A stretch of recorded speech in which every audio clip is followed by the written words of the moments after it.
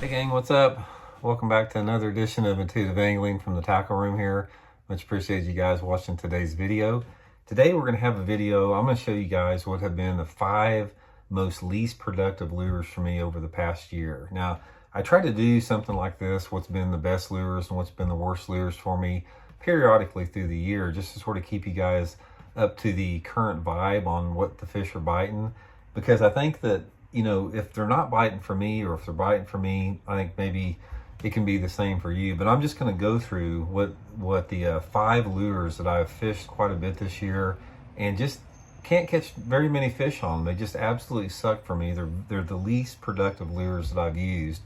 And I think there's a lot of reasons for this. A lot of it is some of these baits the fish get conditioned to, maybe conditionally, there are some things that lures go through cycles, but right now in 2022, these are the 5 baits that I just can't catch many fish on. So I'm going to go through the list with you guys.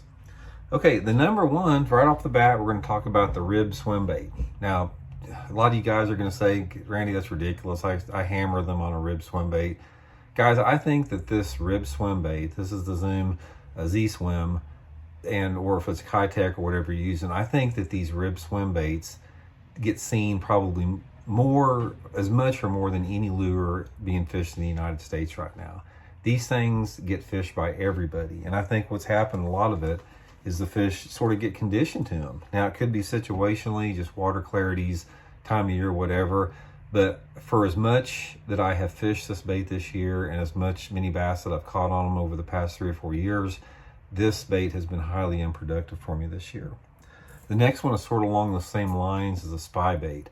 I fish wintertime a lot, pre-spawn, clear water, so situations where they bite a spy bait, and I always try to mix it up when I'm jerkbait fishing or fishing a small swim bait. But guys, I have tried the spy bait a lot this winter and this spring, and I don't think I've caught a bass on it. I've had it tied on a lot, and if I'm in an area where I'm getting bit on jerkbait, I'll tie it on and try for a little bit.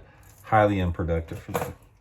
Next one is the Ned Rig. Guys, the Ned Rig is a fish catching bait, but for whatever reason, I have not caught many fish on it this year. I fished it quite a bit this spring, and it seems like I could catch them on a shaky head, but when I picked up the Ned Rig, all I caught was dinks on it. It's usually been a good producer for me in the past.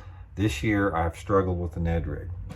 Same with the Alabama Rig, number 4. Alabama Rig, I have fished it quite a bit this spring, wintertime, even into the early summer.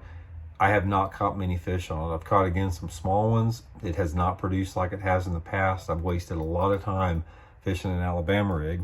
And finally, moving into more of the water, another one that I can't catch many on this year is a Whopper Plopper. I love fishing a Whopper Plopper or a buzz bait, but to me, the buzz bait, a straight buzz bait or a buzz toad's been a lot more productive for me.